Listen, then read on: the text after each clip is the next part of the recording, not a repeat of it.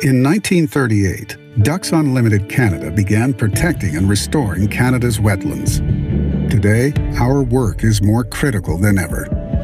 Our science shows wetlands give us clean water, they store carbon, and they help offset the impacts of our changing climate. Protecting wetlands protects us all. Our wetlands, our future. A message from Ducks Unlimited Canada.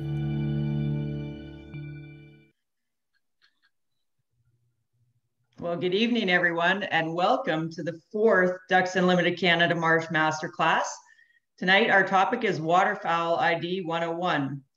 If this is your first class, then welcome, and we will be providing some information in the next couple weeks on where to find the links to the first few classes. And for those of you who are returning, welcome back. We have a very special event planned for you this evening and are very happy that all of you could join us tonight. As you know, our supporters and our donors and our volunteers are critical to our conservation success. So thank you in advance for all that you do for conservation across North America. So I recognize many of you tonight, but for those of you who don't know me, my name is Cynthia Edwards. I'm the Director of Major Gift Programs for Ducks Unlimited Canada, and I also work with our partners in DU Inc. and DUMAC, so across North America, and I'll be your host this evening. So we have just a couple housekeeping items before we get started. All of you will be on mute during the presentation, but we do have lots of stops for questions tonight. If you have a question, please use the chat box. I know many of you are Zoom experts now, given the last few months. So use the chat box or just ask me to unmute you during a question and you can ask it of our guests yourself. The other housekeeping item is that we are recording tonight, so please be on your best behavior. It will be kept for posterity. So with that, I'll get into our introductions of our special guests. We have two special guests with us this evening. Ducks Unlimited Canada's own Pat Kehoe. Pat is our Director of International Partnerships, and I know many of you with us tonight know him for his hunting skills, outlandish storytelling ability, and his culinary expertise. Be it a roadkill cook-off or a parking lot in Humboldt, Saskatchewan, Pat can make anything taste good. And with Pat tonight, we've got Richard Crossley with us. Richard grew up in England, and his fascination with birds, like many of us, started early, around the age of 7. He's had the opportunity to travel the world and study many birds across the whole continent of North America we're going to focus on tonight, but he's been all over the world studying birds. He's the author of the Crossley ID Guides, and we'll be focusing on the waterfowl one tonight. Pay attention because you might have an opportunity to win one of his ID guides later.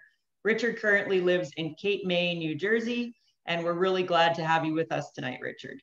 I'm going to turn it over to Pat and Richard for a little more background on their friendship and how they got to know each other. And then we'll get started on our waterfowl ID lesson. So take it away, Pat. I'll turn it over to you. All right. Well, obviously never trust Richard with a picture that you send him over the phone. 6-7 years ago, I was working in my Edmonton office and I got a call from Carl Gwynn, our CEO. Asked me if I'd take this British birder out for a tour and meet with him and talk about work the EU does in the prairies. Well, I wondered what the hell I'd done to deserve that. And a day later, Richard shows up in my office and we hit it off pretty well. We had a great tour and we've become pretty good friends over the years, sharing a drink here or there and trying to get together whenever we can. Good guy, very knowledgeable about birds and really trying to bridge the gap between the birding community and the hunting community. It's great to be here tonight. Thanks for inviting me. Yeah, when I was doing the waterfowl guide, I went up to Okamek. I want to join so I can make a connection between birders and the waterfowl hunters, and really for wetlands conservation. I had an inspirational day at Okamek, but they all warned me about this guy who lived in Edmonton called Pat. So a bit of a character and knew his birds. So I ended up going to meet him in Edmonton, and in the afternoon we spent a couple hours chatting. He knew more about birds than most of the top birders did. And the next day he sort of took me out around Edmonton, and he sort of rocked my world. He showed me exactly what DU Canada did. I learned so much. And we've been drinking ever since, whenever we can get together. So unfortunately, we're 1,000 miles apart pretty much, which is a shame. Or maybe it's a good job, Pat. I don't know. But it's good to be here tonight. Great, thank you. I guess we'll get started with Richard. Want to talk to us a little bit about the species in North America?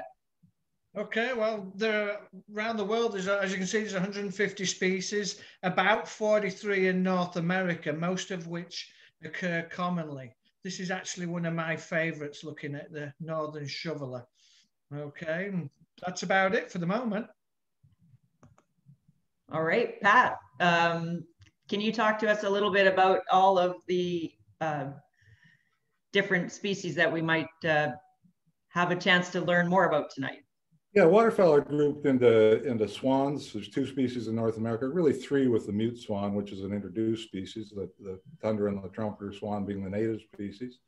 7 species of geese, 2 species of whistling ducks, which we don't encounter in Canada, maybe the rare black-bellied whistling duck in southern Ontario, but they're largely a Gulf Coast species.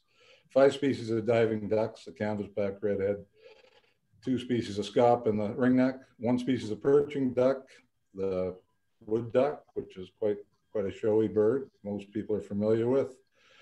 10 species of dabbling ducks, mallards and black ducks and pintails being the most familiar to most people. 1 species of stifftail, the ruddy duck is actually a stifftail. It's not classed as a diving duck technically. It's a group of ducks that occurs around the world, but in North America, we have the ruddy and rarely the masked duck on the Gulf Coast.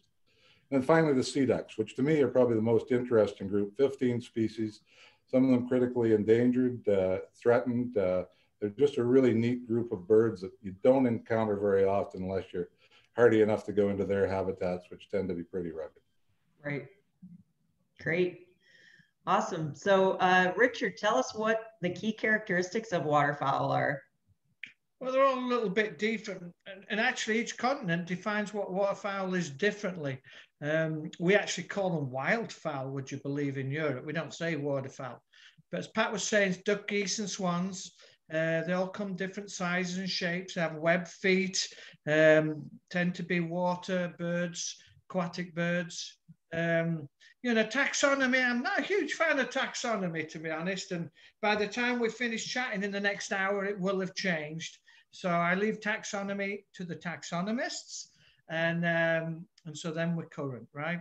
And so we'll go into a bit more detail how they're broken up as we go forward. Great. And I think next, Pat, we have some who are close. But no cigar, yeah. So as Richard was saying, we tend to think of ducks, geese, and swans, the traditionally hunted species, as true waterfowl. But we also got coots, grebes, loons, and cormorants, pelicans that are water birds. So that's a broader classification than waterfowl. So we're going to concentrate tonight on the ducks, geese, and swans, and their characteristics, habitats, and how you can tell them apart. Awesome. I think we're going to move into some of the species that we are closer to home for some of us. So both the dabblers and the divers. Well, I wanted to talk about the divers, but Pat said he's a diver because he's got the center of gravity in his belly, you know, so all the weight's at the back. You know, so I don't go around with my butt in the air. Like so the divers go underneath the water, where the dabblers, the weight is evenly distributed across the bird, okay, because they dabble on the top of the water. So they basically stay on the top of the water. They feed by just basically pecking off the surface, or they will tip up with their bums in the air and feed from just, you know, a few inches or up to a foot underneath the water. You know, the weight distribution is different. And so because it's evenly balanced, they're able to take off vertically. So they can really go into narrow spaces and drop in, and because they're much lighter. They tend to be in shallow water because often the food is near the surface. whereas divers tend to go in deeper water. So anywhere you get marshes, where there's wood, timber, and then some of these birds will actually live inside the forest. They often go into the grasslands, in the prairies, etc., and to nest. So that's the dabblers. But basically, the biggest thing is the way that they feed and how the weight distribution is different and the effects it has on then how they behave. Great. Okay, the diving ducks, and in this we'll broadly class back in the stifftails like ruddies and the sea ducks. They tend to be heavier bodied birds, lower center of gravity. They tend to nest over water or not far from water, unlike the dabbling ducks, which will nest up to a mile from water. Better walkers on land, the dabbling ducks generally. The diver ducks, of course, dive to feed. That's where the name comes from. Tend to inhabit deep water like rivers, reservoirs, the Great Lakes, and both coasts. They tend to be duller birds in color. Your dabbling ducks tend to have more iridescence on the head and wing and tend to be more colorful birds. Divers are striking in their own right. We'll get into that a little later, but generally a duller group of birds. To me, I really like diving ducks. I like hunting them, watching them, sea ducks especially. Right.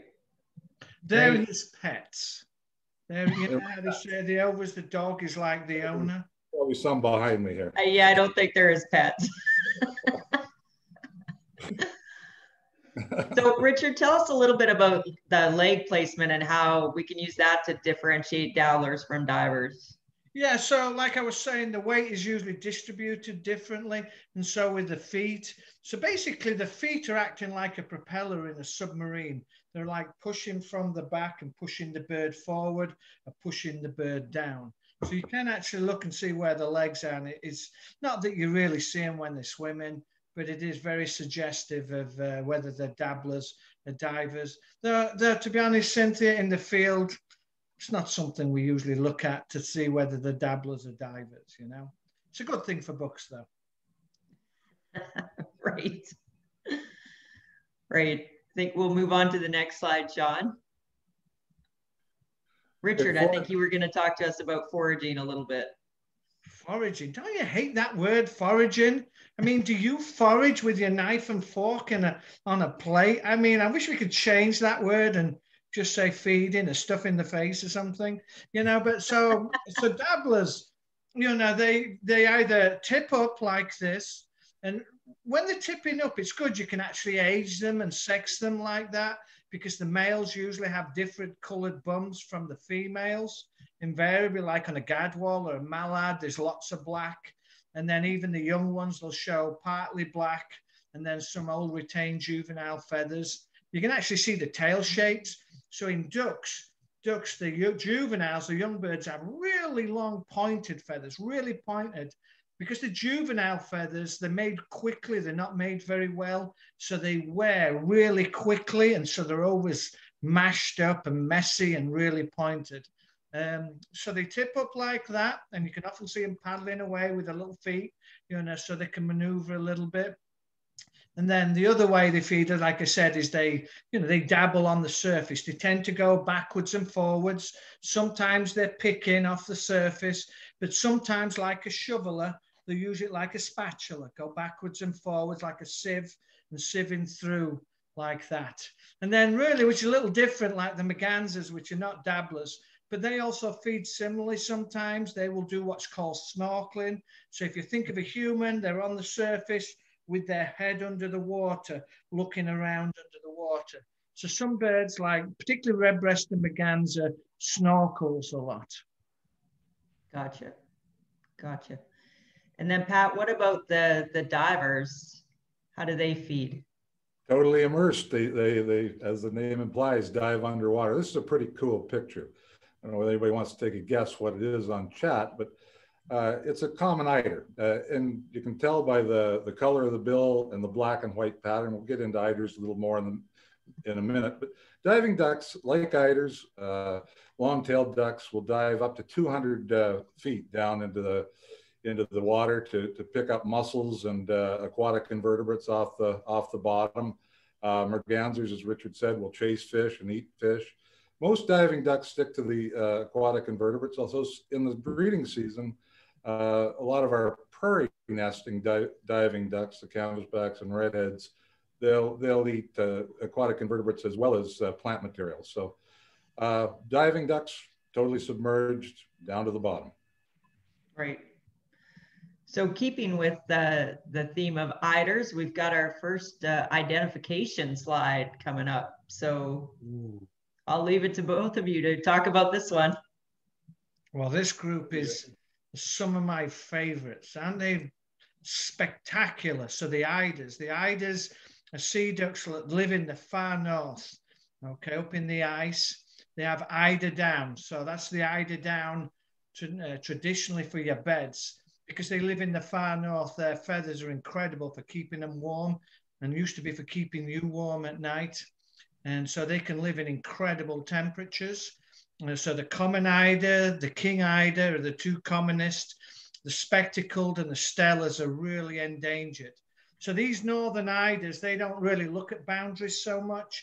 So if the world's a globe, they're round the top. So they actually go across Europe, and some of them are in Siberia, which actually is a very small place at the top of the world. And most of them stay up there in the winter. One of the most spectacular things is the spectacled eider. This is the one on the right with the lime green behind the head and the white around the face with some black. And those things weren't even discovered where they wintered until maybe 20 odd years ago. So they actually all winter together in one party in the Bering Sea between the Soviet Union and Alaska. Pretty incredible. And they dive to a couple 100 feet to get mollusks. And just because there's so many of them together, they keep leads in the water, in the ice open. So pretty spectacular. I've seen 20,000 king eiders together. One of the most remarkable things that I've seen in my life. That was actually off northern Norway. But one of the things I love, I always tell people we know so little. So just think about things. So why are these beauties colored the way they are? So if you look top left, there's a bird with its head up and you can see its chin. It's got a big black V on the chin. And so if you think bright and sunny in the Arctic and the ice, well, what happens? They just had the World Series under the floodlights. So some of the guys are wearing black around the eyes. Why? It's because of the reflection off the lights, so it protects their eyes. And so this black V under the chin also protects their eyes. And then the other thing is, if you look at the eyes, guess what all of them are surrounded by? Black. Same thing. So believe me, they're not copying the baseball players. Baseball players are copying wildlife. And actually we can go on all night about all the different things humans have copied from birds. But they're much smarter than us as a rule, and they do a good job. But ultimately, these beauties, they are stunning. Yeah, they're just a remarkable group. I mean, and the bill shape on the king eider is just unmistakable. The common eider with the longer process, that's the yellow bill with the black top of the head in the middle there. I mean, some of this is evolved because, as I say, they dive down to the bottom. They're rooting in around sharp mussel beds, sharp rocks, and wear their feathers if they didn't have these large processes. But of course, they've evolved beyond that to be more of a attractant to the females as well. The other thing about eiders is they have very different feathers. You'll notice on that spectacled eider right in the front, they're very coarse feather. Again, I think that's largely because of feeding in the substrate, and just normal feathers would wear out too quickly if they didn't have that coarser level of feather. And the colors are just remarkable on these birds. They really are. Right. So one of these is spectacle eider. The males are really hard to see. So these things, because the Arctic doesn't open up really until June, they come ashore like late May, and then they're only on shore for like 6 weeks, 2 months. And so by the middle of the July, the males, they leave the females and they head out back to sea to party. So they're only on land for weeks to have their evil way, and then they're out of here, back out doing whatever they do on the sea. So they're actually, you can only see them next to land for a few weeks a year. Incredible. Right. Excellent. It's a beautiful photo. Yeah, great. I think we've reached our first question period. So if you guys have questions, please do put it in the chat. I do have one to start though, Richard, for you. So I have my favorite prairie duck, I'll call it, to watch during courtship period. But what's your favorite during spring courtship? Oh, the ruddy duck. They are ruddy crazy. So the females, oh my goodness, I would never get between two females. They want that male, you know, and they lock bills, and I mean, it's like a death struggle. And then the males, my God, can they strut their stuff? Even Pat, when he's drunk, can't do anything like a bloody male ruddy duck. I mean, it runs across the water and it sits there and it's banging its bill against the water and then shaking it around. It's all frothing all these bubbles up. So they are the most comical, brilliant, fantastic things in the world. So that's what does it for me, Cynthia. How about you? Actually, that's my favorite one too. I really like the bubble show, the bubble display, and they just are so fun to watch. It's an obvious question, Cynthia, right? Nope. Do you chase the other girls away like the ruddy duck does? No. Don't have any need to do that. Well, that's so hardwired in those male ruddy ducks. I've even seen little fluffy duckling male ruddies do that bubble display. Nod their head. The bubble display? Yeah. Oh, cool. Little buggers. They're pretty cool. So we do have a couple of questions that have come in. So this could be, I guess, for either one of you. What is your favorite bird ID book overall, not just waterfowl ID? Crossley Field Guides. Perfect. Crossley Field Guides. Crossley Field Guides. Great. And I did get a question about Lee had asked a question about dabblers are more colorful or iridescent than divers, and what's the reasoning for that? That's a good question. Just all these groups, like there's different characteristics. To go back to that slide when we talked about ducks, geese, and swans, and you know, the swans and the geese tend to be the least colorful. You get in, you know, both sexes are the same color. You get into and they mate for life. You get into the diving ducks, they tend to have longer pair bonds, a little less colorful. You get into those dabbling ducks. I think it has to do with the fact that most dabbling ducks breed in big numbers on the prairies. They're in high competition for mates, so the high colors have evolved to help them attract the proper mate, at least in the drakes. I think that it has to do with their mating history, biology, and the fact that dabbling ducks are breeding in high density and have to attract mates is probably why they have more color than the others. Absolutely. Yeah. Yeah, it's all about getting some nookie. There you go. Yeah, it is. Yeah. You know, but I will say this one thing: we have to be careful. We always make these broad generalizations and try. You know, as humans, we have to put everything in a box and tick it, and it's got to have neat borders. Nature is nothing like that. You know, one of the things I'm always trying to get people to do is look about it and think about it. So when we look at the Eider image of a couple of slides ago, that wasn't in any publication anywhere. That's just, to me, is common sense from looking and thinking. So I'm always encouraging people to look at every bird, whether it's a waterfowl or something else, and just look at it and step back, because nothing in nature is by accident, and everything is connected and for a purpose. And frequently we don't know what the purpose is, but it's so much fun just working it out. And for me, that's where the fun is in nature, is just, you know, the discovery of it and trying to work it out. And quite seriously, why your field guides are unique is you take the pictures and you tell the story of the bird, the groupings, the flight size. It's not like the old school side view picture that's perfect. You have them from different views, different angles, different groupings as they would occur in nature. And I think those are the real characteristics that enable you to become a a better birder or better hunter once you know those characteristics that extend just beyond the color plate that's in perfect breeding plumage.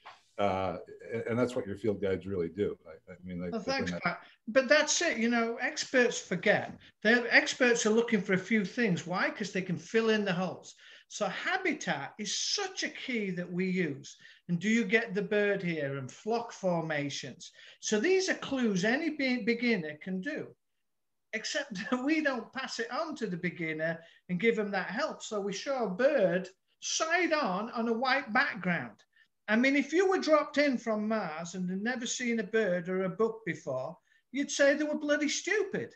And I'm being PC as well. So, it just makes no sense when you stop back logically, because everything is connected. And so it was ironic when the first book came out, people say, well, I can't see the bird.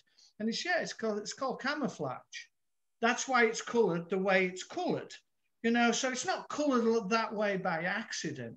And so sort of understanding this is really important for ID, but more importantly, it's understanding, a bird's lifestyle.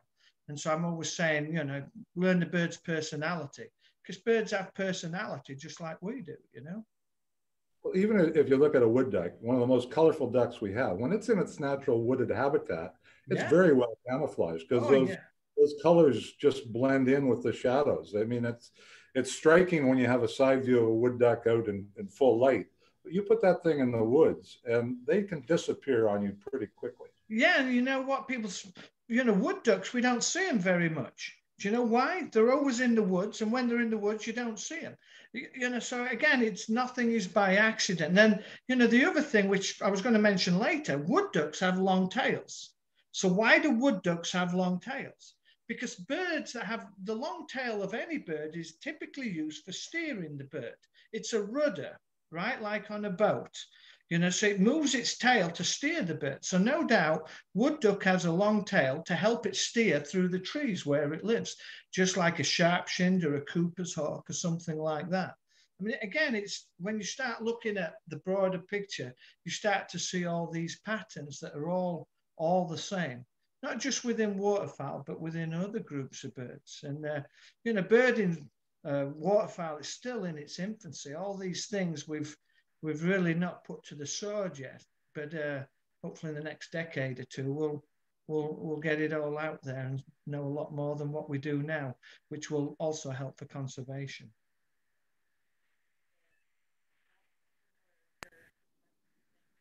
Cynthia, where'd you go? I can't hear you.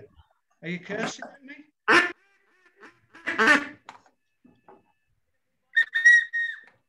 Voice.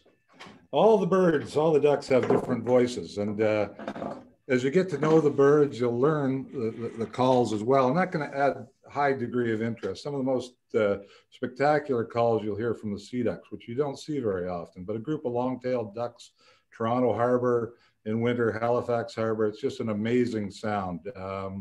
It really adds to your birding, your waterfowling, if you get to know the calls. Of course, there are calls available for duck hunters, but those calls can really add to your birding, and differences between the different species and within species. It tends to be the females that are more vocal than the males in most species. Males tend to have a very subdued, light quack, whereas females are quacking loud, giving the feeding chuckle. I won't say any more on that. Richard, maybe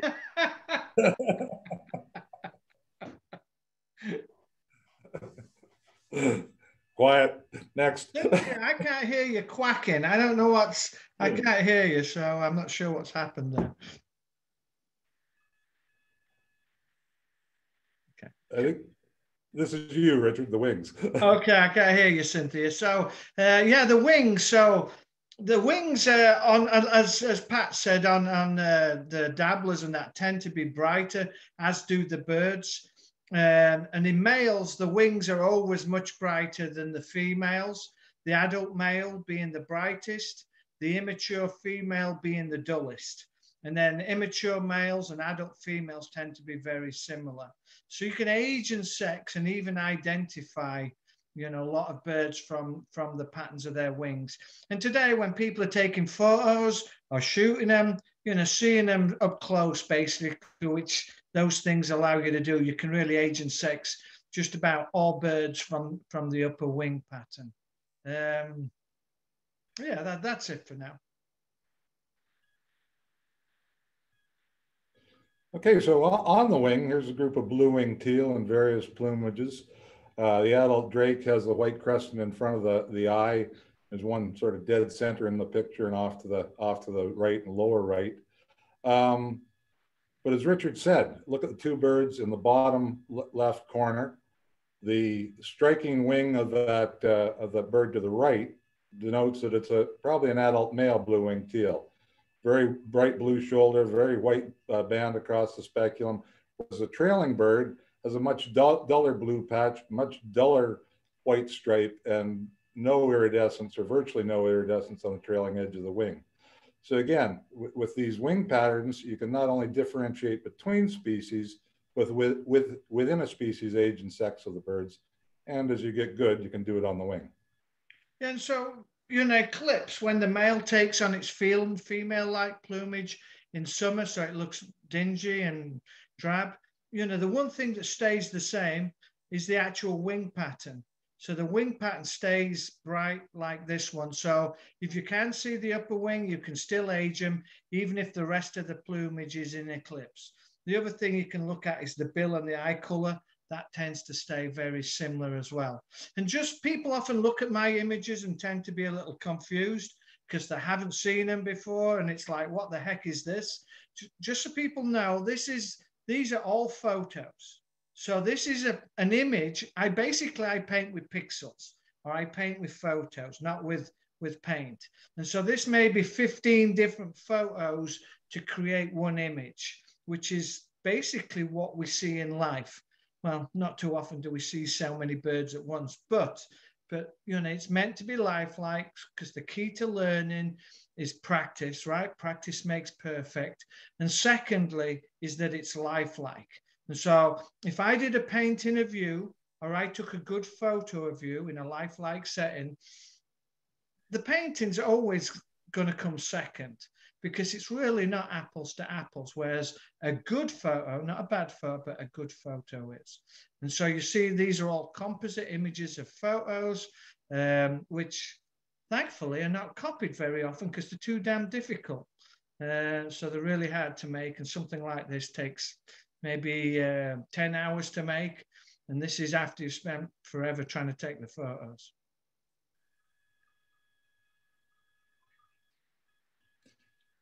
We lost your voice, Cynthia. Okay, we'll continue. So the next, Richard alluded to eclipse plumage or summer plumage, and this is for all ducks, geese and swans, all waterfowl, go through a summer molt. That is the total replacement of the body feathers.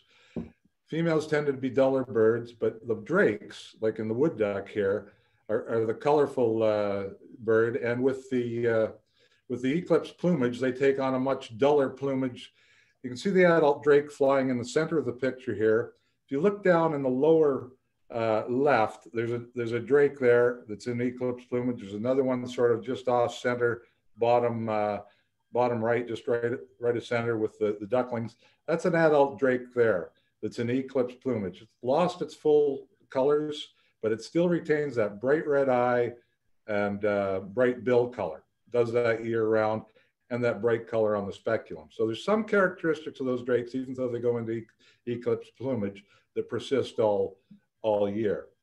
And as you get through the wood ducks, there's an adult female in the very bottom right corner here, the white eye stripe, the blue on the wing. On the left side of the picture, there are two immature birds. As Richard mentioned earlier, they tend to have duller feathers, just duller plumage overall. The one on the extreme bottom left is a juvenile female. The one closer to the center is a juvenile male. And you tend to see that it's starting to get a little bit of that reddish color in the bill, some of those facial patterns that are apparent in the adult male. So these birds have certain characteristics that persist, whether they're juveniles or adults. Getting to know those characteristics, know the time of year you're looking at the bird, will help you age and sex within a species like wood duck. Yeah, I think just to add to that, Pat, one of the things, there's always these clues. One is the habitat, but things like flock formations. When you see a flock of wood ducks flying over, they're not in V's or anything like that. They're always like in balls or ovals, you know, so just simple things like flock formations. So if you look top left is basically a ball of wood ducks. That's what you see. So again, just a simple clue that most books don't talk about, which is really helpful in the field. And you can see the tails. The tails look quite long, and woodies, they have a sort of an unusual shape as well compared to most of the other ducks. Now, some people probably have noticed in the very center of the picture on the water and one flying above it, a different duck that's similar in body shape and size to a wood duck. That's the Eurasian equivalent of a wood duck. It's a mandarin duck from Asia, Eastern Europe somewhat, mainly China, Japan. Again, one of the perching ducks, if you remember in North America, there was one species of perching duck we mentioned, which was the wood duck.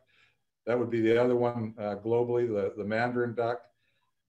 People do encounter them occasionally in North America, and most of those are escapees from captivity. There's hobbyists that keep waterfowl in avicultural collections, and the mandarins can quite often escape, and they do not bed in North America. There's no established population, but they can survive here. I guess it's over to you and me. We've lost Cynthia, Richard. So next slide. Yeah, there we go. I think Pat's covered it. So you can see the fine streaking on the breast of the top left one. That makes it a juvenile. Where's my glasses? God, it's even steamed up. Can't even use those. But so that's a juvenile, the streaking, and you can see the ghost of the pattern. The bottom left one, like Pat was saying, the brighter red bill, the bright red iris means that's an adult male in eclipse plumage, not looking as spanky as that beautiful thing on the right. Okay, next. Uh-oh. They should preface this, Pat, with only easy questions. You know, we don't want to be made to look. We're on our own now, buddy. She's left us. She's gone to the pub. Yeah, I should.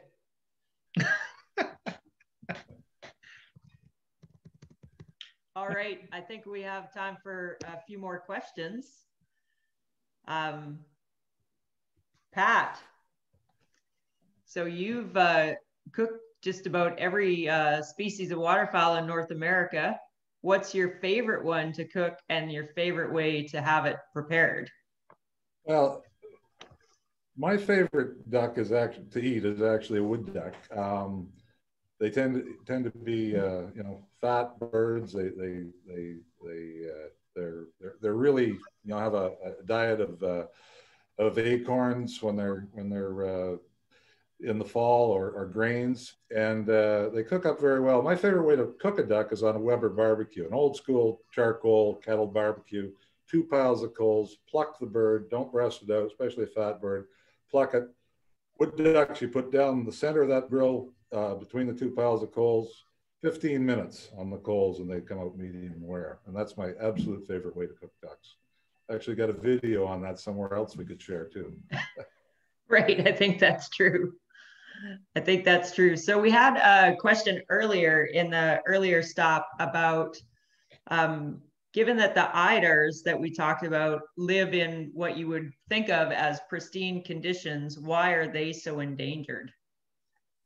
That's a good question. And I don't know that anybody really knows the answer to that, but eiders and sea ducks tend to be long-lived species. It takes them 2 to 3 years to reach sexual maturity.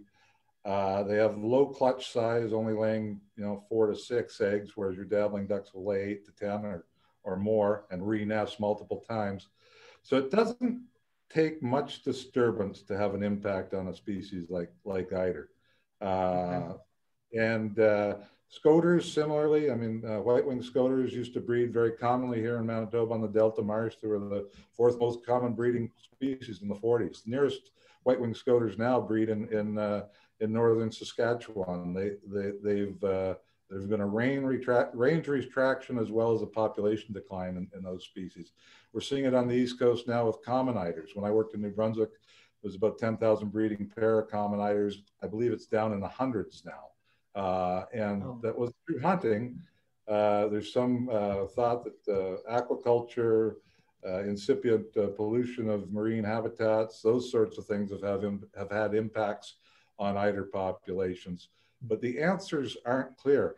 And for a group of 15 species, I think it's really a shame. They're an understudied group.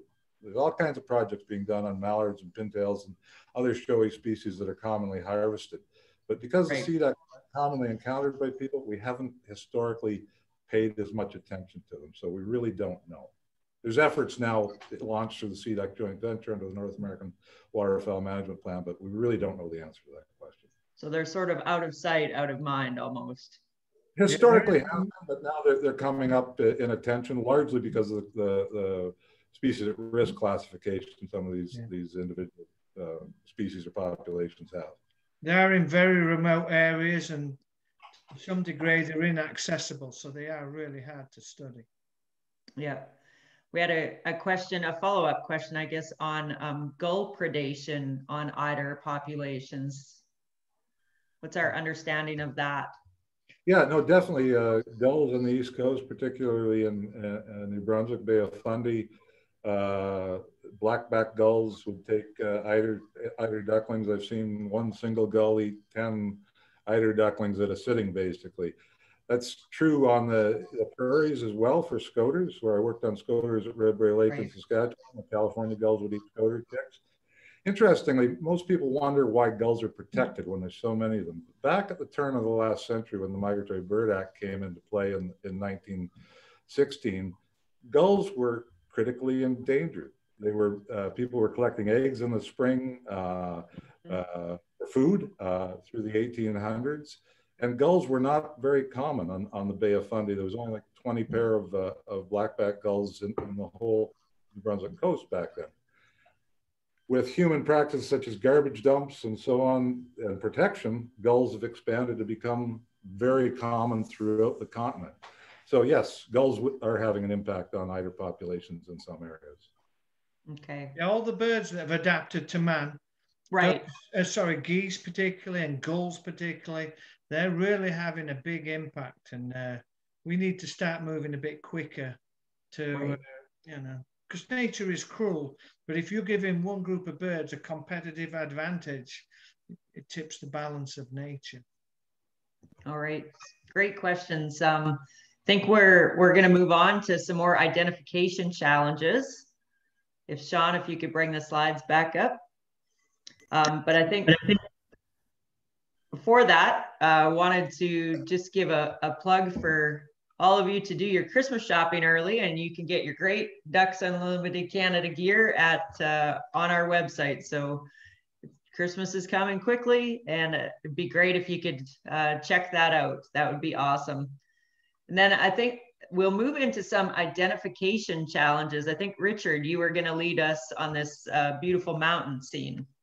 Yeah, you know, a lot of this is about habitat. So, you know, it's one of the things birds, what you get is really linked to, you know, the habitat and particularly the food there. So in a mountain pond like this, there's only a few species that really occur high up on mountain ponds like this, where often there isn't that much food. So things like common merganser, both species of goldeneye, ringneck duck, wood duck, you know, there's only a few species that you're going to get. So that's a big clue. I mentioned some names. If you didn't work out which one is which, well, clearly you're going to have to enter the contest or get the Crossley ID Guide Waterfowl, which tells you the answers, would you believe? That's right. That's right. I think we'll move on to the next scene, which is some of our sea ducks that Pat is so fond of. And we both are. Whoa, don't miss me on that one. Sorry, Richard. Stole them from me. Come on. What we have is common scoter here, also known as American scoter or black scoter, depending on which era textbook you pick up. The adult male's striking bird with that yellow base of the bill, large knob. You can see, as I talked about them, diving ducks eating mussels, the one in the foreground with a blue mussel. The adult female is a chocolatey brown bird with buffy patch on the cheek. Immature birds are somewhere in between. As I mentioned, it takes sea ducks 2 to 3 years to reach maturity. So in the back, sort of mid-ground there, you have a juvenile male that's probably coming into its first spring, maybe second summer. So it's got it's starting to get the bill color of the adult male, but it's still retaining that juvenile female-like coloration of that female. Okay, awesome. I think next we'll move back to the prairies a little bit. Oh, this is Pat's baby. This is Pat's, yeah.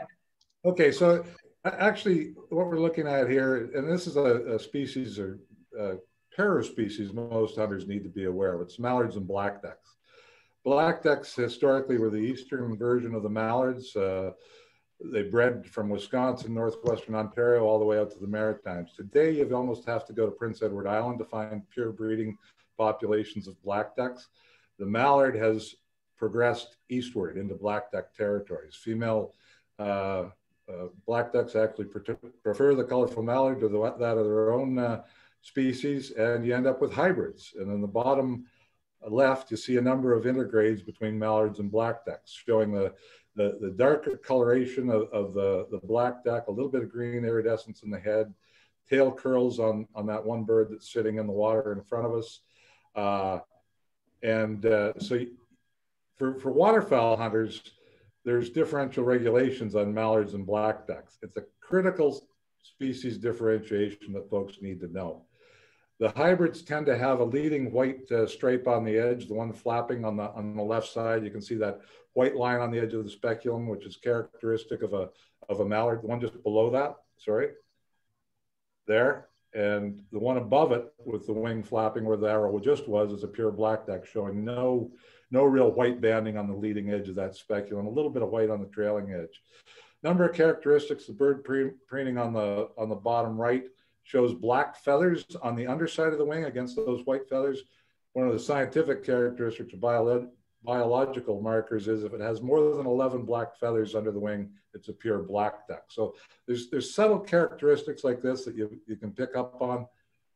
But if you're hunting in dim conditions and you've got a silhouetted bird coming in an area where mallards and black ducks occur, you got to be careful, because even Richard and I would have trouble telling them apart under those sort of conditions. Yeah, and they breed different 2 or 3 generations in. It's not like they stop after the first generation. They're fertile. And one of the other things you might look at is the color of the speculum. That's the inner wing, trailing edge of the wing, the secondaries. So those feathers are iridescent. And so depending what angle the light hits those shiny or iridescent feathers will determine what color it is. So it'll go anywhere from light blue to dark blue to purple. And actually changes, a great way to look at it is if you actually look at birds in the sun, you can really see how it changes those colors. It's actually quite a bit of fun. And then the other thing Pat mentioned was that the female black ducks like that bright spanky green head and whatever else the male mallard has, but it's a real problem. And so for mottled duck and the new species Mexican duck, which has just been made into a full species, those dull males have a real problem. They can't compete with the bright spanky male mallard, which put bluntly is as horny as hell. And so what's happening is these females are doing their thing with the male mallards, and it's having a major problem with the gene pool. And so for conservation, it's something right now in places like Florida with mottled ducks, and it's going to be in the southwest USA near the border with Mexican ducks. It's a real conservation problem.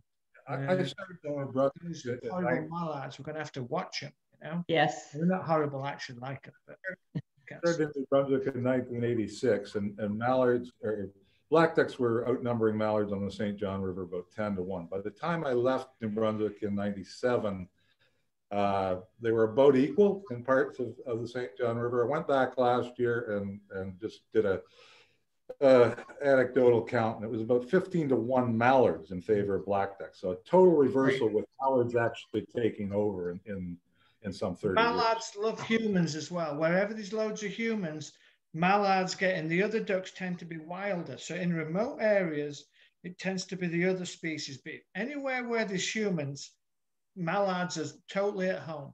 So if you're in Florida or somewhere like that, where all the houses are, if you're near the houses, they tend to be hybrids.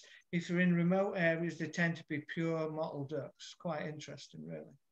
So keeping with the theme of of colors, this slide, we wanted to talk a little bit about the rust stain coloration. And then we've had a couple questions that I think we'll get to in terms of distinguishing species while flying. So, but what did you want to cover on this one?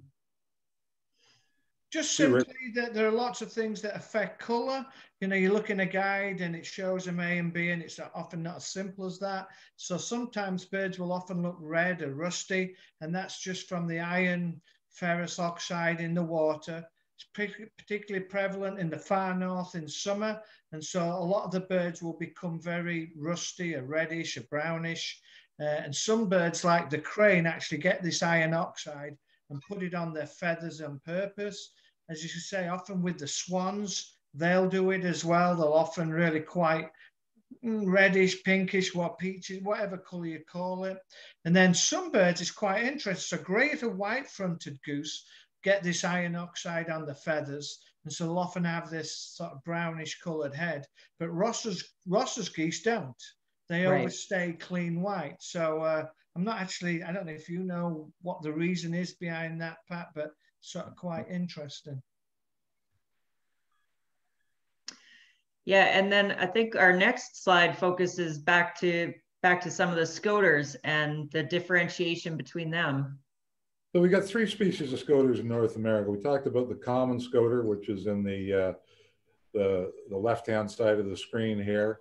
The surf scoter and white-winged scoter are the 2 other species. The surf scoter has the white patch on the head, that really colorful, large bill with the black spot at the base, and a marked white eye. Like there's two species in North America that have that marked white eye of the white-winged scoter and the surf scoter. White-winged scoter has that little teardrop shape on the eye, the drake, uniformly black with a bit of brown on the flanking, but showing a white wing like the bird at the bottom and the front. It's the only one of the 3 scoters that show that white speculum. Interesting birds, great to get to know. Not so good to eat, but they're a cool bird on their own. That's true. That's true.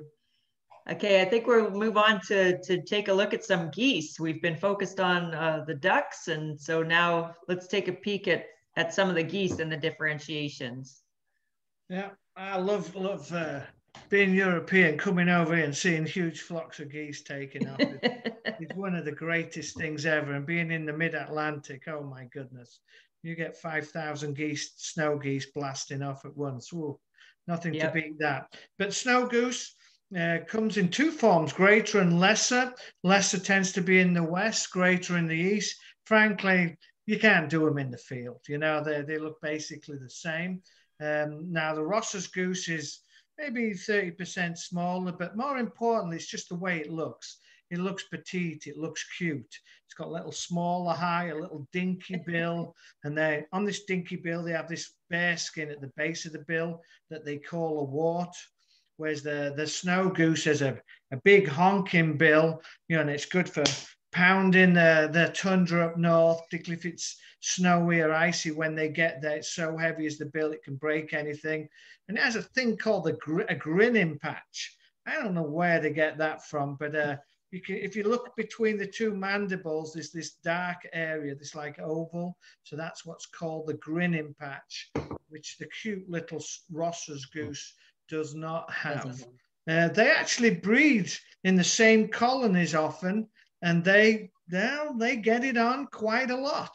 So maybe 1 in 100 pairs is actually a hybrid pair. A hybrid. So we see quite a lot of hybrids.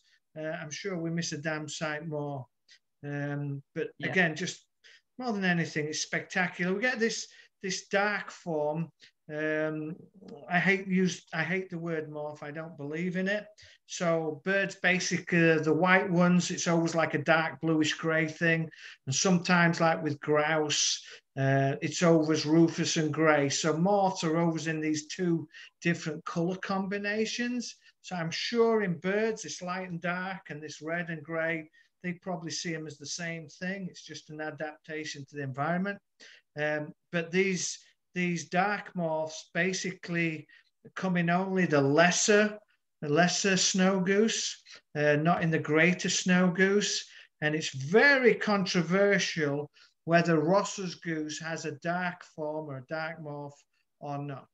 I believe it does, but most are actually hybrids.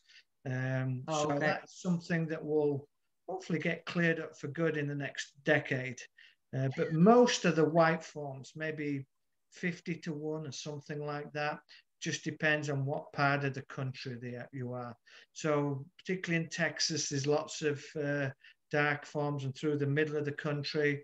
But in the east, there's fewer dark, lesser snow geese. Okay. And that's true on the West Coast as well. It's really that central Arctic where you get the dark forms. So they come down through Manitoba, Saskatchewan. But if you get into Alberta, you're dealing with about 1 in 100 dark goose to white. Right. Okay. If you're west of the mountains, if you're California and the Northwest, it's all lesser snow goose. They don't really get any greaters there. So, great. And then a lot of those actually come from Siberia. Many of them are actually not from North America. They come across from the Siberian Arctic. Okay. I think we're going to take a look at some of the geese that are flying. And we actually had a question in the chat about the wing plumage of blue-winged teal and shoveler being so similar, being able to distinguish those while they're flying. So I think we can use this, hopefully this picture to address some of that. It sounds like someone made a mistake once.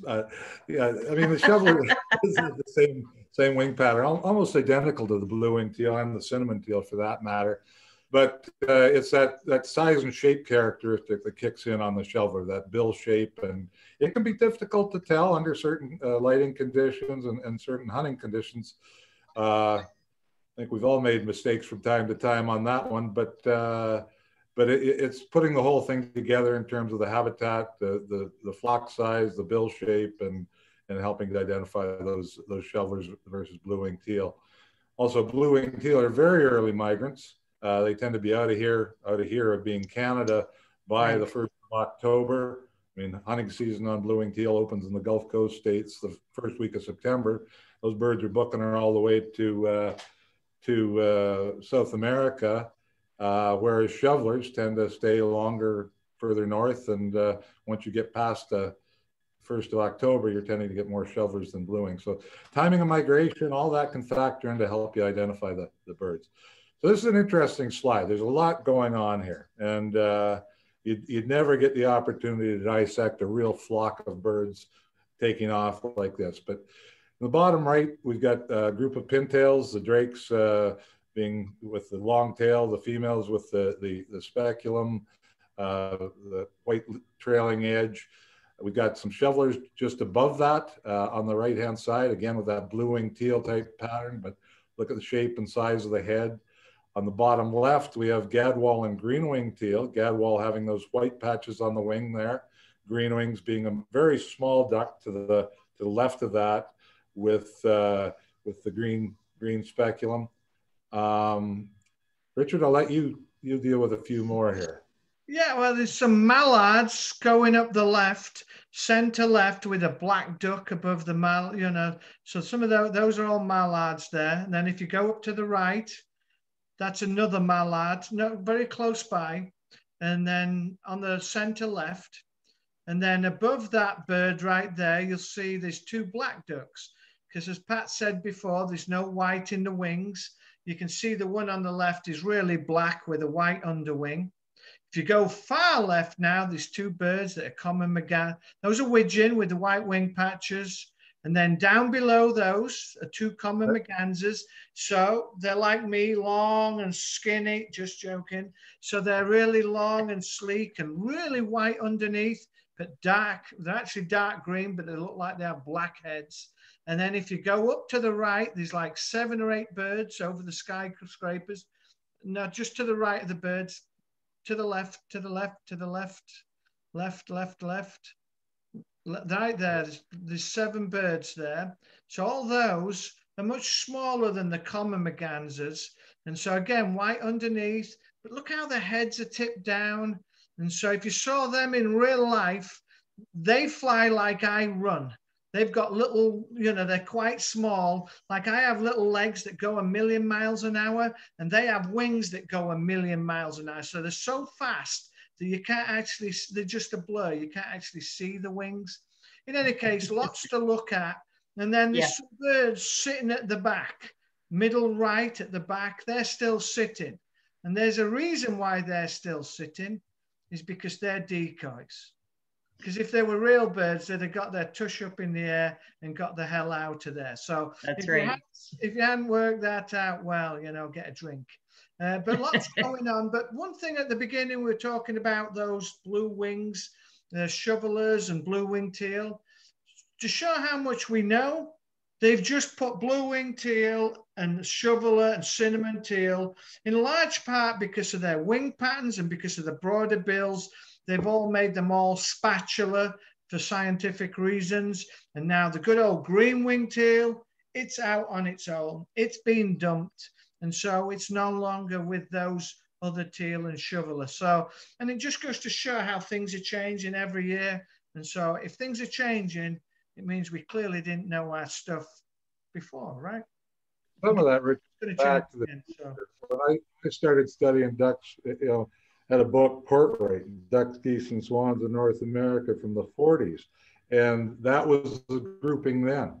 So through the 70s, they split or they lumped all those teal together with shovelers.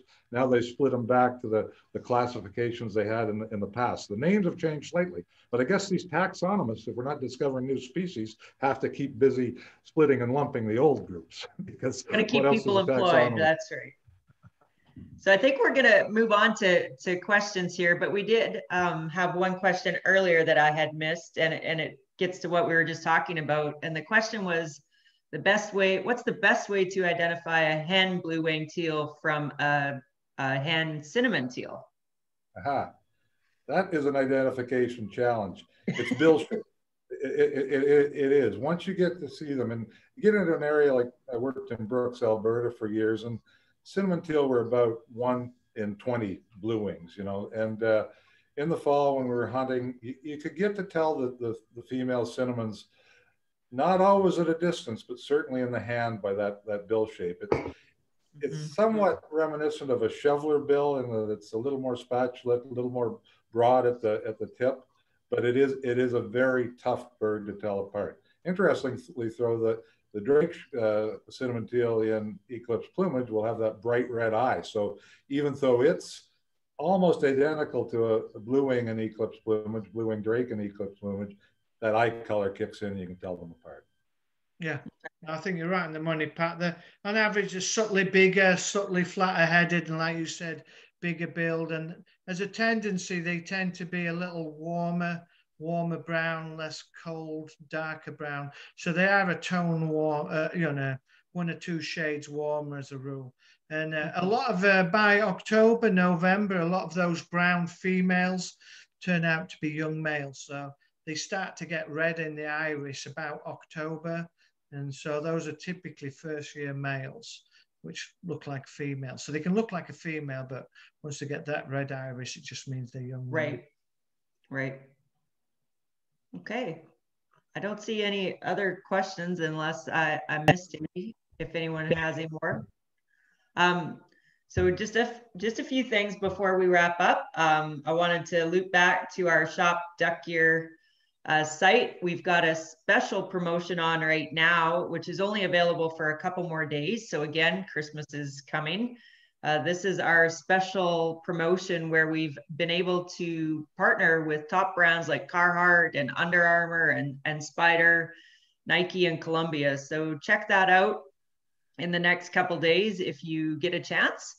And then keeping with our theme of gift giving tonight. This session, of course, is brought to you tonight by the Crossley ID Guide. If you are interested in purchasing one of these books, if you're in Canada, go to ducks.ca/Crossley. It's available in our duck shop. And then if you're in the US or international, it's best to order directly from the CrossleyBooks.com. They make great gifts again, and you've seen some of the illustrations that are used in them tonight. And then we'll move into our, we do have a masterclass giveaway. So you could win a Crossley ID guide tonight. I'm going to show a photo and there are 5 species of waterfowl included in that photo.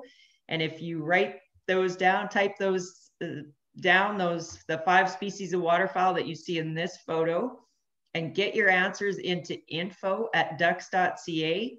2 names will be drawn in the next couple days from the pool of correct answers, and you'll receive one of the ID books. So the deadline for submission of this is noon Central Time on Friday, October 30th, and we'll notify the winners next week. So that's 5 species of waterfowl in this photo. Richard, what's that? Can Richard and I play? No, you guys are not eligible for the photo, not eligible. So we'll leave that up for a few more minutes. I just want to take a minute to thank our guests, and hopefully we've had an opportunity to address everyone's questions. But thank you very much, Pat and Richard. Someone early on in the chat gave the analogy that you guys are like the 2 guys in the Muppets in the balcony. So I think that's probably a good thing. So thank you all. One of the better compliments I've had. Yeah, it is. You're someone else, you're other people's favorite new person. So that's good, Richard. We're very glad to. Oh, Statler and Waldorf. There you go. Listen, it's great to be here. You know, look, I really want to do even more to bring the birding fraternity and to really see just what a remarkable job, you know, Ducks Unlimited and DU Canada do with wetlands conservation. Being English, we come from a different world, which is not particularly pro-hunting. But wetlands conservation, the job you do, you know, when I really got to know more about it, it really blew my world. And there's so much we can learn from DU. So it's a great honor for me to be here tonight. And hopefully we're going to meet more people going forward, and hopefully we can do more things like this. And, you know, you get to meet people and deal with people like Pat. And so I've learned much from him about birds and waterfowl and some other things as well, which we're not going to comment on tonight. That's a different session. But I think that's allowed, you know, and so we all have a love of the outdoors. And so connecting like this has been a real privilege for me. And I will actually, we're doing the Crossley ID Guide Western Birds next year. So I'm going to be out all over the West touring for the first time in my life next year from March onwards. So that's going to be fun. So maybe we'll meet some of you folks at waterfowl events in the West next year. But please go to CrossleyBooks.com website. You can check us out, see what the heck we're doing. And like I said, it's an honor, and I hope we can do some more things like this. Well, great. Yes, thank you very much. And thanks to all of you for joining and for your great questions and lots of comments tonight. And this recording will be made available, as will the previous 3 masterclasses. So we'll make sure that we get that out to everyone as well. So with that, I think we'll sign off. Make sure you get your answers in, 5 species, and we'll get those books out to the winners. Thanks very much, Pat and Richard. Much appreciated.